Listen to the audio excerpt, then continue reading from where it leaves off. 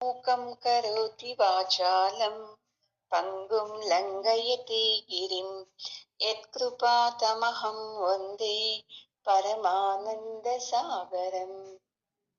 ఓం సహనావతు సహనౌ భునక్తు సహ వీర్యం కరవావహై తేజస్వినావధీతమస్తు మా విద్విషావహై. ఓం శాంతి శాంతి శాంతి. గురువు గారి పాదాలకు, జగద్గురు కృష్ణుని పాదాలకు నమస్కారం చేద్దామండి. ఈరోజు 3వ శ్లోకము. పశ్యేతాం పాండుపుత్రాణాం ఆచార్య మహతీం చమూం వ్యూఢాం ద్రుపదపుత్రేణ తవ శిష్యేణ ధీమత. పోయిన శ్లోకం నుండి 2వ శ్లోకంలో, ఈ శ్లోకంలోనూ అంతే. దుర్యోధనుడు వాళ్ళ గురువుకు కోపం తెప్పిస్తూ ఉన్నాడు. అహంకారంతో ఏదేదో మాట్లాడుతున్నాడు. శిష్యునిగా నేను గురువుతో ఎలా మాట్లాడాలా అనే పరిజ్ఞానమే లేదు తనకు. మళ్ళీ అదే మాట చెప్తున్నాడు. చూడండి, గురువు మీ చాలా ఆప్య శిష్యుడు కదా, మీకు ఆప్య శిష్యుడైన ద్రుపదుని కొడుకు ఎంత బాగా ఈ పాండవుల సైన్యాన్ని రచించాడు, గమనించండి గమనించండి అని ఎత్తి పొడుస్తూ ఉన్నాడు.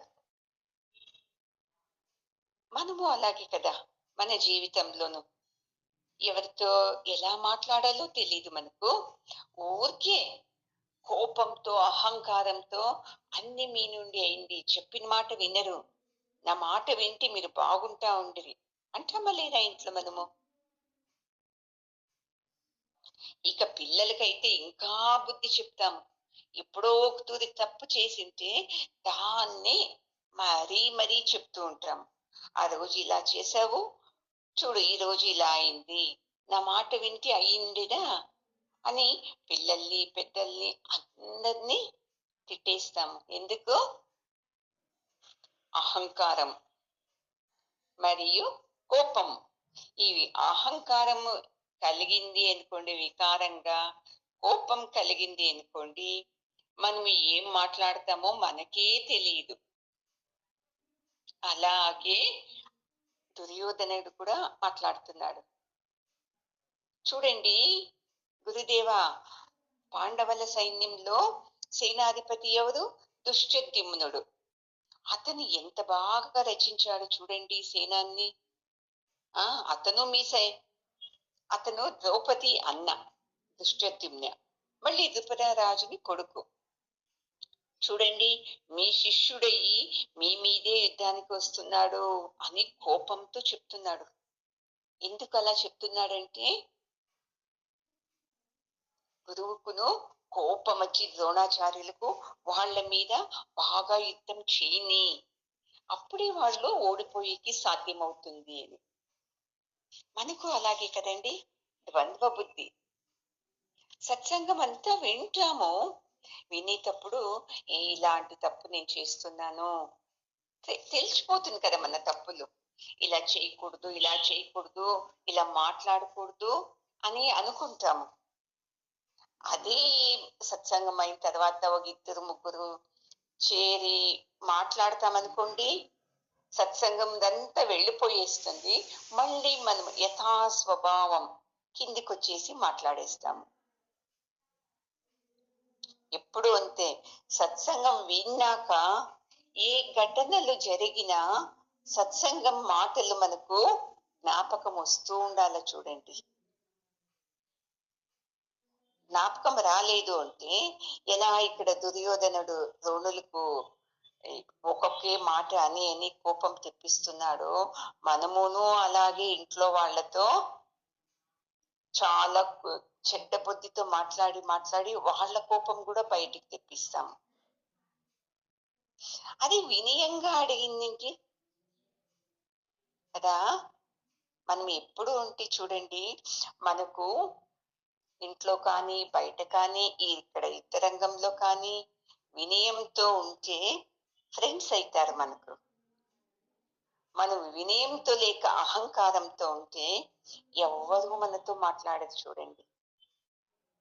మీరనొచ్చు, మన తప్పు లేకున్నప్పుడును మనం ఎందుకు వినయంగా ఉండాలి అని కదా! ఉండేదే అలాగా అండి. మన తప్పు లేకున్నాను వినయంగా మాట్లాడామనుకోండి, కొద్దిగా ఎదుటి వాళ్ళు సమాధానం అవుతారు. ఇది మనం నేర్చుకున్నామంటే చూసుకోండి, మనకు శత్రువులే ఉండరు ఇంట్లో ఇంకా. ఇంట్లో కానీ, బయట కానీ, మన చుట్టుపక్కల కానీ, అన్నింటికి మన మాటే కారణమండి. నా మాట వినాలి అనేది ఒకటి, నేను సరిగ్గా ఉన్నాను అనేది ఇంకొకటి, నాకు ఎక్కువ నాలెడ్జ్ ఉంది అనేది ఒకటి. ఇవన్నీ చేరి మనల్ని అలా ఎక్కువ కోపంతో మాట్లాడేటట్టు చేస్తుందండి. ఇప్పుడు శిష్యులు గురువులకు సంతోషమయ్యేలాగా నడవాలి. కోపం వచ్చేలాగా, మన మీద అసహ్యం వచ్చేలాగా నడుచుకోరాదు. అయితే అది దుర్యోధనుకు తెలియటం లేదు. ధర్మరాజుకు, పాండవులందరికీ తెలిసింది చూడండి. ధర్మరాజు వచ్చి యుద్ధరంగంలోనే ద్రోణుల పాదాలకు నమస్కారం చేస్తాడు చూడండి. ఇప్పుడు భీష్ముడు ఉన్నాడు కదా, తాత కదా. అయితేను గురువుకి ఎక్కువ ప్రాముఖ్యత చూడండి. ఒక రాజు ఉండొచ్చు, యువరాజు ఉండొచ్చు, మన పెదనాయన ఉండొచ్చు, తాత ఉండొచ్చు, ఎవరే కానీ అన్నిటికన్నా పెద్ద పీఠం ఇవ్వాల్సింది గురువులకి ఇవ్వాలి. అది ధర్మరాజుకు తెలిసింది. అందుకే యుద్ధరంగంలోనే వచ్చి అతను నమస్కారం చేసుకుంటాడు తన గురువు పాదాలకు. ఎప్పుడు అంతే అండి. ఇంట్లో ఏదన్నా మంచి కార్యాలు చేసేటప్పుడు కానీ, మనం ఊరు వెళ్ళేటప్పుడు కానీ, మనము మొదట దేవునికి కాదు నమస్కారం చేయాల్సింది. మొదట ఇంట్లో పెద్దవాళ్ళు ఎవరెవరు ఉన్నారో వాళ్లకు నమస్కారం చేయాలి. మనము ఏం చేస్తాము, మా అత్తకు చేయాలా, మా నాయనకు చేయాలా, మా అమ్మకు చేయాలా, మా మామకు చేయాలా, ఎందుకు చేయాలి, నేను చేయను అనేస్తాము. అక్కడే నెగిటివ్ వచ్చేస్తుంది చూడండి మనకు. వాళ్ళు ఎలాంటి వాళ్ళన్నా కానివ్వండి, వాళ్ళు వయసులో పెద్దవాళ్ళు అంతే మనం చూడాల్సింది. ఇంటికి పెద్దవాళ్ళు అని వాళ్ళలో ఎలాంటి కోపాలు ఉన్నానో మీరు లెక్క చేయకండి. అది నువ్వు చెప్పాలి కదా. మీకు వాళ్ళ మీద కోపం ఉండొచ్చు, అయినా మీరే సర్దుకుపోవాలి. వాళ్లకు మీ మీద కోపం ఉంటేను మీరే సర్దుకుపోవాలి చూడండి. ఎవరైతే ఇలా పెద్దవాళ్లకు నమస్కారం చేసి వాళ్ళ ఆశీర్వాదం వాళ్ళు ఇవ్వకపోని అది పరమాత్ముడు చూసుకుంటాడు. ఆశీర్వాదం తీసుకొని ఒక కార్యాన్ని మనము చేయాలి. చూడండి, ధర్మరాజు ఎవ్వరికూ చేయలే, తన తాత భీష్మ మహారాజు అతనుకు చేయలే, పెదనాయనకు చేయలే, గురువుకే ఎక్కువ ప్రాముఖ్యత ఇస్తున్నాడు చూడండి. అందుకే వాళ్ళని గురువు కొన వరకు కాపాడాడు చూడండి. ఇది దుర్యోధనకు తెలుస్తా లేదు. దుర్యోధననికి ఏంటి తెలుసు, నా పక్క 11 అక్షోహిణి సైన్యం ఉంది, పాండవుల పక్క 7 అక్షోహిణి సైన్యం ఉంది, తను ఎక్కడ గెలుస్తాడో నేనే గెలుస్తాను కదా అని అహం. పాండవులకు తన దగ్గర చిన్న సైన్యం ఉన్నాను, మన పక్క ధర్మం ఉంది, నీతి ఉంది, ముఖ్యంగా పరమాత్ముడు ఉన్నాడు. ఎవరు? కృష్ణుడు సారథిగా ఉన్నాడు కదా. మేము ఓడిపోయేకి కాదు, మేము ధర్మం పక్క నిలబడాము అని వాళ్ళు నెమ్మదిగా ఉన్నారు. ఆ ధర్మం పక్క ఉండే వాళ్ళకి ఇవన్నీ గౌరవాలు ఇచ్చేది తీసుకునేది అన్నీ తెలుసు. అలాగయి ధర్మరాజు వచ్చి తన గురువుకి నమస్కారం చేసుకుంటాడు. అప్పుడు గురువు ఏమంటాడు, విజయీ భవ అంటే ఎవరు గెలుస్తారో అని చూడండి. ఇండైరెక్ట్ గా మనం ఇవన్నీ అర్థం చేసుకుంటే ఎంత సంతోషం అవుతుంది. అయితే నువ్వు దుర్యోధనునికి ఇది అర్థమే కాలేదు. ధర్మరాజు వచ్చి పాద నమస్కారం తీసుకుని విజయీ భవ అని కదా, అయితే వాళ్ళే గెలుస్తారా అని తెలివే లేదు, అహంకారం. నేను యువరాజుని, నేను రాజు, నేను చాలా పెద్దవాణ్ణి, నేనెందుకు గురువుకు నమస్కారం అని ఇలానే యోచిస్తూ ఉన్నాడు. మళ్ళీ ఒక్కొక్క మాటే అంటున్నాడు. చూడండి, మీ శిష్యుడు మీ మీదే పగబట్టాడు, మీ మీదే యుద్ధానికి వస్తున్నాడు, బాగా తెలుసుకోండి, మీ వైరి అతడు. ఆ ఇలాగే హింసిస్తూ ఉన్నాడు గురువుకు. మీ మీద యుద్ధానికి వస్తున్నాడంటే ఏంటి లెక్క? మిమ్మల్ని చంపడానికి వస్తున్నాడు, ఇలా అర్థం చేసుకోండి గురువు గారు. మళ్ళీ ఏదో అర్థం చేసుకోకండి. చూడండి ఎంత చెడ్డ బుద్ధి. కొడుకుది చెడ్డ బుద్ధి, తండ్రిది వ్యామోహం బుద్ధి. ధృతరాష్ట్రుడి వ్యామోహంతోనూ చెడ్డ పనులే చేస్తున్నాడు. నా కొడుకే గెలవాలి, మాకి రాజ్యం రావాలి అని ఆ వ్యామోహంతో. దుర్యోధనకు కుటిల బుద్ధితో నాకే రావాలి ఈ రాజ్యము, పాండవులు ఓడిపోవాలి, వాళ్ళు వెళ్ళిపోవాలి అని. ఎవరి లోపల ఎక్కువ వ్యామోహం బుద్ధి ఉంటుంది, ఇలా చెడ్డ బుద్ధులు ఉంటుంది చూడండి, వాళ్ళు ఆనందంగా ఉండడానికి సాధ్యమే కాదండి. ఇంత చెడ్డవాళ్ళన్నా కానీ మనలో ఏది ఉండాలి? ధర్మం ఉండాలి కదండి. మళ్ళీ అతి వ్యామోహము ఉండకూడదు. చూడండి, అతి వ్యామోహంతోనూ మీకు దుఃఖమే కలుగుతుంది. ధృతరాష్ట్రుడు నా బిడ్డలు ఎంత చెడ్డ పని చేసినా అతను క్షమిస్తూనే వచ్చాడు. ఎందుకంటే నా బిడ్డలు ఉండనీలే అని. అతి వ్యామోహం ఏమైంది? యుద్ధరంగంలో చనిపోయినప్పుడు ఎంత దుఃఖం కదండి, 100 మంది బిడ్డలు చనిపోతే. అందుకే ఇవి రెండు ఉంటే మనము ఆనందంగా ఉండము. అందుకే చూడు గురువు, నీ శిష్యుడు దుశ్శద్యుమ్నుడు ఏం చేస్తున్నాడు? చిన్న సైన్యమే అయినా బాగా నిలబెట్టాడు చూడండి. అంటే ఇండైరెక్ట్ గా అంటున్నాడు, మీరున్నారు ఎందుకు, ఏమి సైన్యం ఇలా ఉంది అని ఇండైరెక్ట్ గా చెప్తున్నాడు. మళ్ళీ మనసులో ద్రోణాచార్యులే ఏమన్నా మన పక్క ఉండి వాళ్లకు, పాండవులకు ఇలా నిలబెట్టండి, ఇలా సైన్యాన్ని నిలబెట్టండి అని చెప్పిస్తున్నాడో ఏమో మా గురువు. ఎందుకంటే తనలో చెడ్డ బుద్ధి ఉన్నప్పుడు ఎదుటి వ్యక్తిలో ఏం కనపడుతుంది? చెడ్డ బుద్ధే కనపడుతుంది కదండి. ఇలా తనంతకు తానే ఏదేదో ఊహిస్తున్నాడు, గురువుకి వెటకారంగా మాట్లాడుతూ నొప్పి కలిగిస్తూనే ఉన్నాడు. మళ్ళీ ఇంకో భయం ఉంది దుర్యోధనకు. ఏంటి తెలుసా? అర్జునుడు అంటే ద్రోణాచార్యులకు చాలా ఇష్టము. అది అంత పక్కలో ఉండేది కదండి. ఒక గురువుకు ఎంతమంది శిష్యులున్నానో ఒకరి మీద అమితమైన విశ్వాసము, ప్రేమ ఉంటది. ఎందుకు చెప్పండి? ఆ శిష్యుడు అంతగా శరణాగతి అయి ఉంటాడు గురువుకు. నిజమైన గురువుకు ఎవరు శరణాగతితో తనకే గౌరవం ఇస్తూ తన పక్క ఉంటారో వాళ్ళని కాపాడుతాడు నిజమైన గురువు. కొంతమంది గురువులు ఉంటారు, వాళ్లకు ఇలాంటివి అక్కర్లేదు.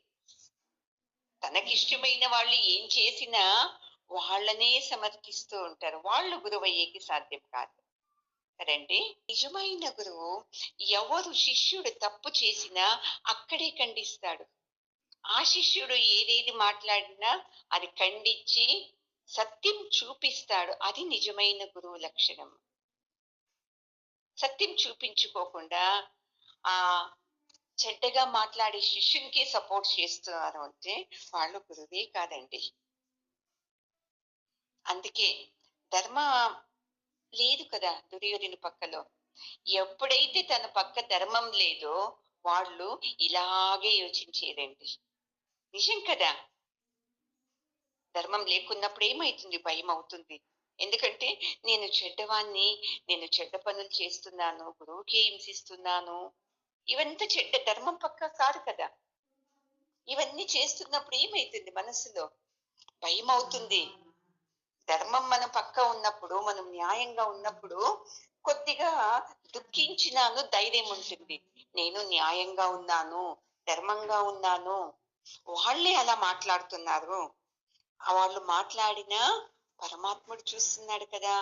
వాడు నాకు న్యాయం కలిగిస్తాడు అని ఉంటుంది ధర్మంగా ఉండేవాళ్ళకు. ఇక్కడ దుర్యోధనుడికి ధర్మంగా లేడు. ఎందుకంటే తన సహోదరులకి ఇవ్వాలి కదా రాజ్యము. అన్యాయంగా ఇవ్వను అని చెప్తున్నాడు. అన్యాయంగా వాళ్ళ మీద యుద్ధానికి వస్తున్నాడు. ఇంతే చాలు నేను అధర్మంలో ఉండాను అనేదానికి. అందుకే ఆ భయం కలిగినప్పుడు మనిషి ఏం చేస్తాడు తెలుసా? వికారంగా లేనిదంతా యోచిస్తాడు. ఓ ఇలాగుండొచ్చేమో, ఇలాగుండొచ్చేమో అని తనకు తోచినట్టు యోచిస్తాడు. దుర్యోధనుడు అలాగే యోచిస్తున్నాడు చూడండి. ఎందుకంటే తన పక్క ధర్మం లేదు. అందుకే ఓ నా నాలో ధర్మం లేదు, దుర్యోధన ఇంకా ద్రోణాచార్యుల్లో ధర్మం లేదేమో, మా తాతలో లేదేమో, తన పాండవుల్ని గెలిపిస్తారేమో. చూడండి ఎన్నెన్ని ఊహిస్తాడు. అందుకే ఎవరు ధర్మంగా ఉన్నారు చూడండి, వాళ్లకు ఎంతమంది దుఃఖం కలిగించినా ఆ క్షణంలో దుఃఖమైనా, ఎదుటి వాళ్లే అధర్మంతో ఉన్నా గెలిచినా నిజమైన గెలుపు వచ్చేది ధర్మానికే అండి.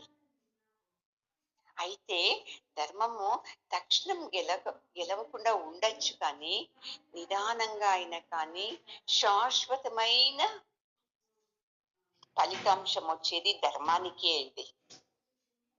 అది దుర్యోధనకి తెలుస్తా లేదు. 4వ శ్లోకము. అత్ర శూరా మహేశ్వాసాః భీమార్జున సమాయుధి యుయుధానో విరాటశ్చ ద్రుపదశ్చ మహారథః. ఈ శ్లోకంలో దుర్యోధనుడు చెప్తున్నాడు ద్రోణాచార్యులకు, చూడండి చూడండి, ఏమి ఆ సైడు ఎంత బాగా ఉంది చూడండి, సైన్యము వ్యూహాకారంలో నిలబడినారు కదా. అలా ఉండేటప్పుడు మీరు వెళ్ళి ఆ సైన్యంతో తలబడి యుద్ధం చేసి ఆ దుశ్శత్యుమ్నుని చంపేకవుతుందా? మీతో అసలు కానే కాదు. చూడండి, మొదటగానే నెగటివ్ గా వేసేసి గురువు గారి పైనే మీ శక్తి ఎంత, అతని శక్తి ఎంత, అతని సైన్యం చూడండి ఎలా నిలబడ్డాడు. అలాంటి సైన్యంలో మీరు వెళ్ళి అతన్ని చంపడానికి అవుతుందా? మీతో కానే కాదు. ఎందుకు తెలుసా? సేనాధిపతి దుశ్శద్యుమ్నుడు ఉన్నాడు కదా, అతని అక్కపక్కలో అత్ర శూర ఉన్నారు కదా, భీముడు ఉన్నాడు కదా, అర్జునుడు ఉన్నాడు కదా. వీళ్ళని మీరు భేదించుకొని వెళ్ళి ఆ దుశ్శద్యుమ్నుని ఎలా చంపుతారు? వీళ్ళందరూ మీ శిష్యులే కదా. వీళ్ళని చంపితే చాలదు. చూడండి ఎంత హీనంగా చెప్తాడు. పక్కలోనే ఉన్నాడు కదా సాత్వికి, అతన్ని చంపాలి మీరు. అతన్ని చంపితే అప్పుడు చూడండి. సాత్వికి అంటే అర్జునునికి శిష్యుడు, మథురా దేశం వాడు. ఇంతమందిని మీరు భేదించుకొని వెళ్ళడానికి అవుతుందా?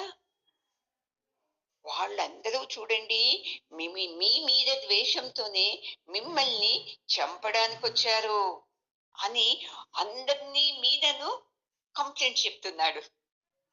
వాళ్ళందరూ ఊరికే వచ్చిండలేదు, మిమ్మల్ని చంపడానికి వచ్చినారు అని. విరాటరాజు, ద్రుపదరాజు వీళ్ళంతా మహాశూరులు, వీళ్ళు మహారథులు. వీళ్ళంతా చూడండి, వీళ్ళందరూ మహారథులే కదా. చూసి బాగా సరిగ్గా గమనించండి, ఎంతమంది ఉండారు పాండవుల పక్కల. ఆ! వాళ్ళందరూను మిమ్మల్ని చంపడానికే వచ్చారు అని చెప్తున్నాడు. అందుకే మనము అంతే. మనలో భయం కలిగినప్పుడు ఏం చేస్తామో పిల్లలకి చూసుకోండి కావలిస్తే. అది తినొద్దు, ఇలా నిలబడొద్దు, అది తాగొద్దు, వాళ్ళ జతలో మాట్లాడొద్దు, మీ ఫ్రెండ్ జతలో చేరొద్దు.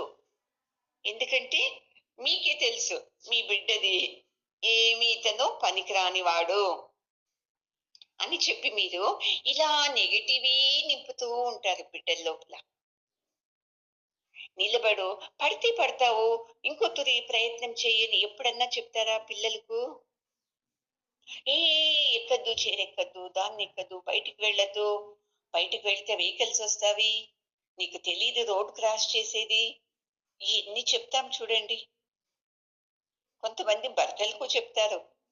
మీరెక్కడో చూసుకొని వెళ్ళిపోవద్దండి.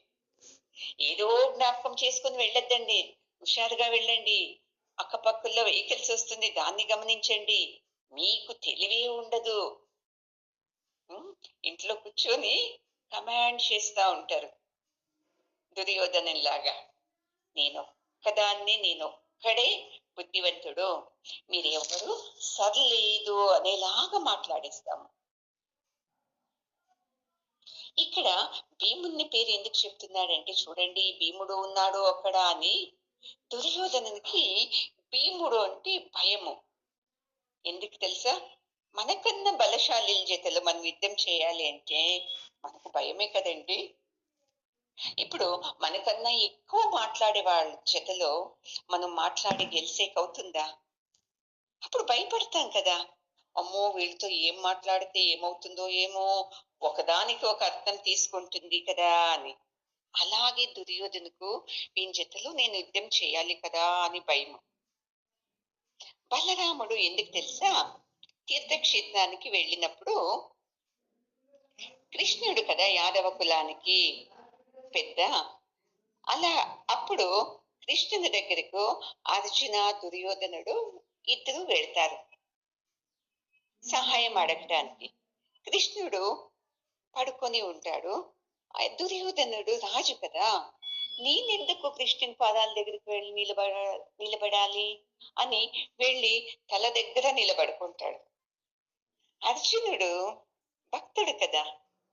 నేనెంతైనా గురువు గారి పాదాల దగ్గరే ఉండాలని.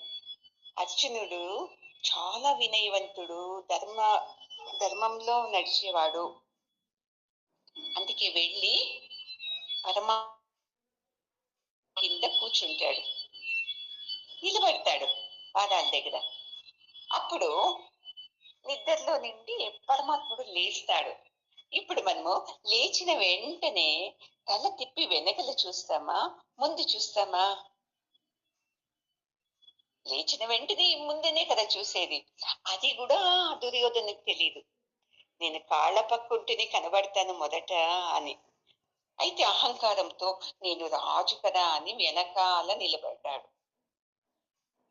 అందుకే వెంటనే ఏమి వచ్చావు అర్జున అని అడుగుతాడు. దుర్యోధనకి షేమ్ అవుతుంది. నేను రాజు వచ్చాను, నన్ని మాట్లాడకుండా అర్జున్ని మాట్లాడతాడు కదా అని. అసలు కృష్ణుడు చూసే లేదు వెనకల తట్టు. అప్పుడు అర్జునుడు చెప్తాడు, కృష్ణ, మాకు కౌరవులకు యుద్ధం అవుతుంది కదా, ఆ యుద్ధానికి సహాయానికి సైన్యాన్ని అడగటానికి వచ్చాను అని చెప్తాడు. అప్పుడు కృష్ణుడు చెప్తాడు, నేను యుద్ధంలో ఏ కారణానికి నేను ఆయుధం పట్టుకోను. మరి నా సైన్యం ఎక్కడ ఉంటాదో అక్కడ నేను ఉండను. నీకు నా సైన్యం కావాలా, లేదా ఏ ఆయుధము పట్టుకోకుండా ఉండే నేను కావాలా అని అడుగుతాడు. అమ్మా దుర్యోధుడు బతికిపోతే దేవుడా, ఆయుధం పట్టుకోకుండా నా జతలో నిలబడతాడు కదా, ఈ కృష్ణునితో నాకేం పనుంది? నాకు సైన్యం కావాలి. ఎందుకంటే చాలా క్లవర్ మైండ్ దుర్యోధనది. ఏది తీసుకుంటే ఉపయోగము, ఏది వదిలేస్తే మనకి ఇంకా ఉపయోగము, ఇవన్నీ ప్లస్ మైనస్లు టకా టకా టకా యోచిస్తాడు. కొంతమంది అట్లే కదా! ఎవరితో మాట్లాడాలన్నా వాళ్ళతో ఏమొస్తది మనకు ఉపయోగము? వాళ్ళ ఇంటికొస్తే వాళ్ళకి సహాయంతోటి ఉపచారం చేయాలి కదా! వాళ్ళ ఇంటికి వెళితే చేయరు కదా! ఇలా అన్నీ యోచిస్తాం. ఎక్కువ మనిషిలో దుర్యోధన స్వభావాలే కదండీ ఉండేది. హ్మ్.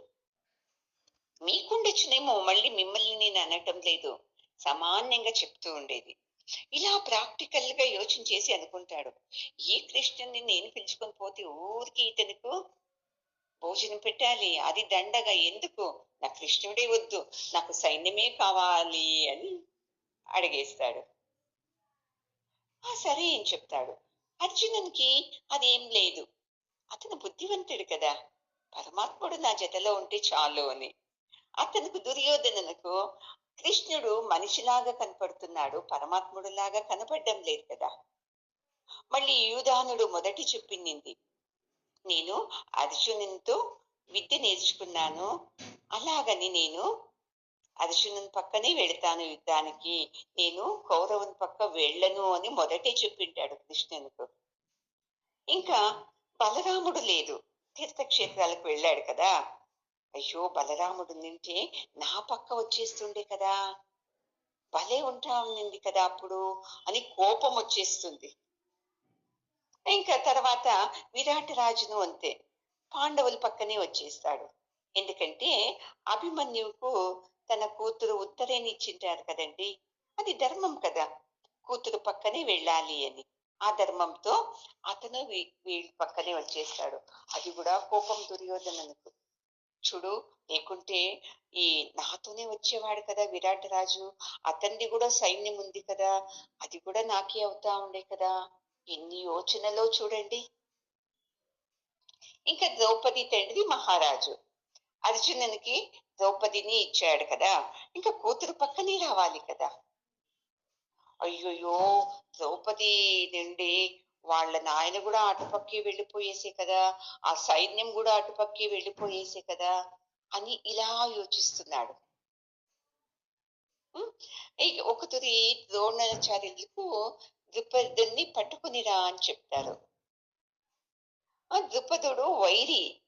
అయ్యో! లేకుంటే మా పక్కే వచ్చేస్తుండే కదా! అని ఇలా లెక్కలేస్తూనే ఉన్నాడు. ఎప్పుడు అంతే చూడండి. ఏ సిట్యుయేషన్‌లో కానీ మనకు మన మీద మొదట నమ్మకం ఉండాలి. తర్వాత ఎదుటి వాళ్ళ మీద నమ్మకం ఉండాలి. ఇక్కడ అది దుర్యోధననికి యుద్ధరంగంలో ఉన్నాడు కదా! తన సైన్యం మీద నమ్మకం ఉండాలి. ఇతనుకు తన సైన్యం మీద నమ్మకం లేదు. తన మీదను నమ్మకం లేదు. పాండవుల పక్కనే వాళ్ళు వెళ్ళారు, వీళ్ళు వెళ్ళారే, వాళ్ళు నా పక్కనే వచ్చింటే బాగుండే కదా అని వాళ్ళ మీద నమ్మకం పెట్టుకున్నాడు. అయితే దుర్యోధనునికి కర్ణుని మీద విశ్వాసం. చాలా ఇష్టము కర్ణుడంటే. వేరే వాళ్ళ మీద నమ్మకం లేదు. అతి ముఖ్యంగా ఎవరి మీద నమ్మకం లేదు తెలుసా దుర్యోధనునికి? సైన్యాధిపతి భీష్ముడు. భీష్ముని మీదనే నమ్మకం లేదు చూడండి. ఎంత హీన మనస్తత్వం చూడండి. భీష్ముడు తన తాత, మళ్ళీ వీర, మళ్ళీ సైన్యాధిపతి అయినాను కొద్దిగా నమ్మకం లేదు. మనసులో ఇతను కూడా పాండవుల మీదనే ప్రేమ ఉంటుంది. వాళ్ళకే సపోర్ట్ చేయొచ్చు. ఊరికి నా దగ్గర ఉండి యుద్ధం చేస్తాను అని నిలబడ్డాడు.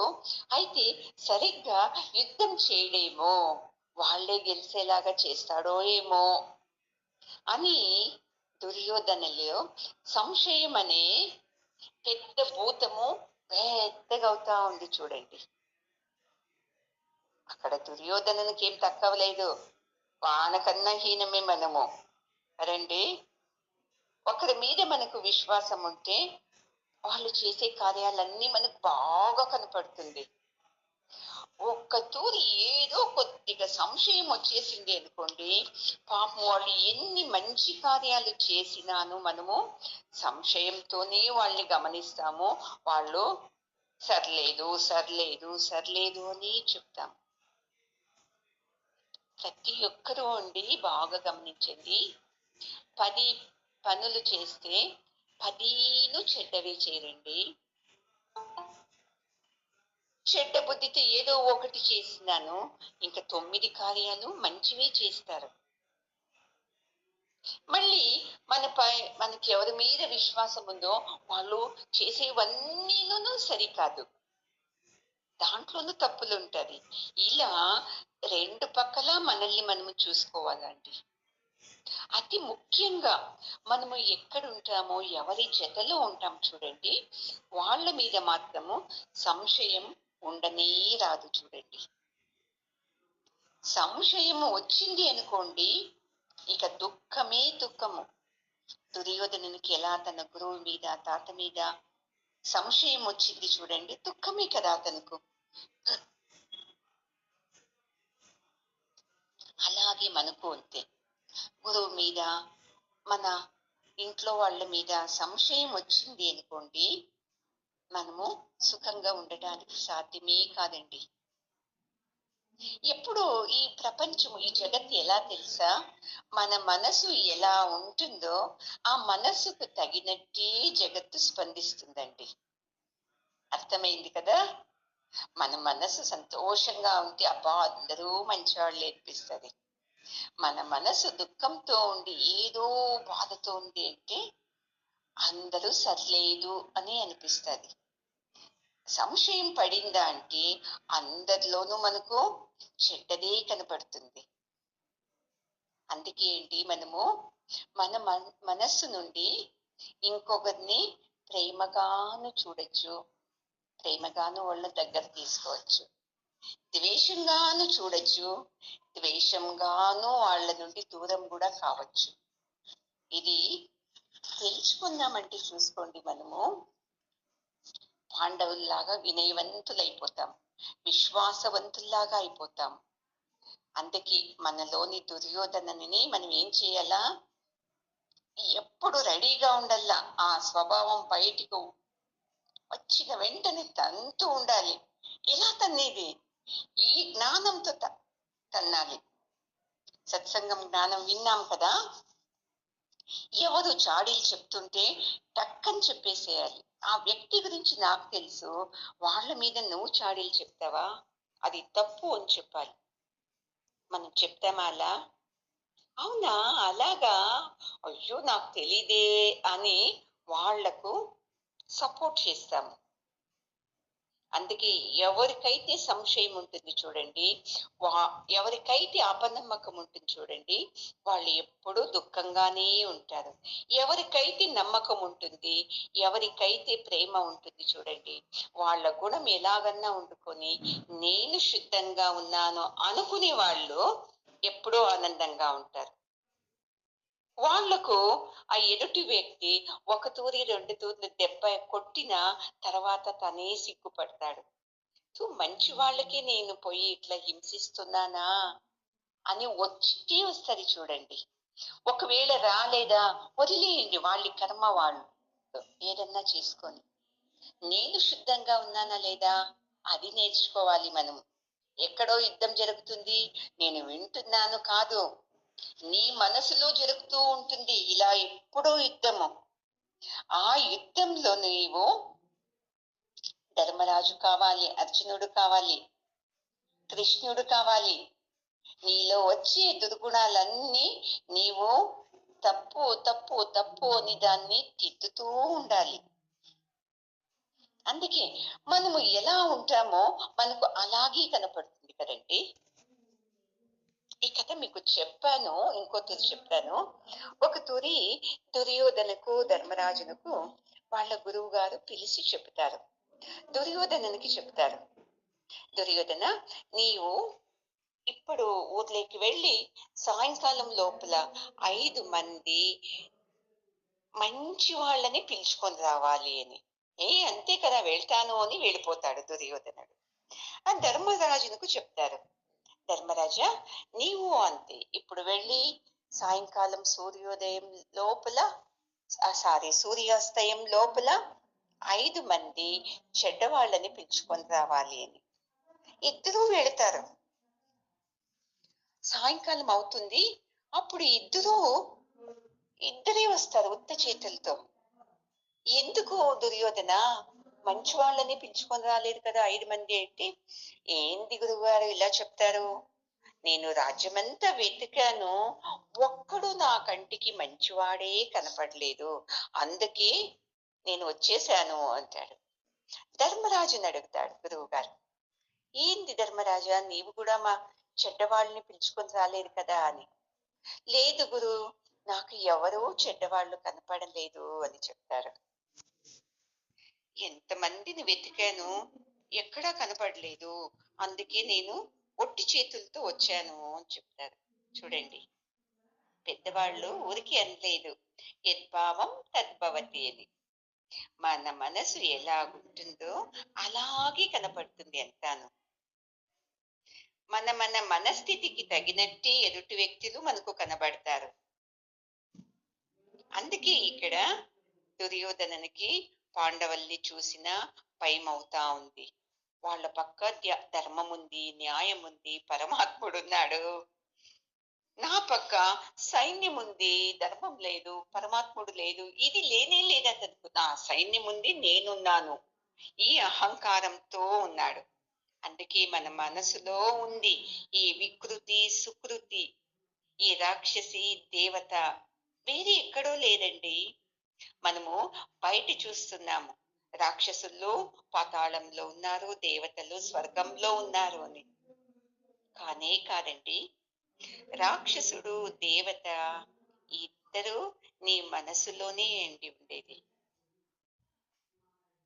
దీన్ని చూస్తూ చూస్తూ మనము అక్కడ వాళ్ళు కౌరవులు పాండవులు వాళ్ళు యుద్ధం చేసేది మనకు అవసరం అండి? అనవసరము. మనలో జరుగుతుంది కదా ఇలా దైవీ గుణాలు రాక్షసి గుణాలు. ఈ యుద్ధంలో మనం జయించాలి అండి. ఇది నిజమైన కురుక్షేత్ర యుద్ధము. ఇలా మనల్ని మనము చూస్తూ చూస్తూ మనము ఆనందంగా ఉండాలి. అయితే దుర్యోధనిలాగా నేను వికృతి అయితూ గురువుకు వికృతి స్వభావాన్ని చూపించకూడదు అని చెప్తున్నారండి. ఓం పూర్ణమద పూర్ణమిదం పూర్ణాత్ పూర్ణముదచ్యతే పూర్ణస్య పూర్ణమాదాయ పూర్ణమేవావశిష్యతే. ఓం శాంతి శాంతి శాంతి. హరి ఓం. శ్రీ గురుభ్యో నమః. హరి ఓం. గురువు గారి పాదాలకు, జగద్గురు కృష్ణుని పాదాలకు నమస్కారం చేద్దామండి.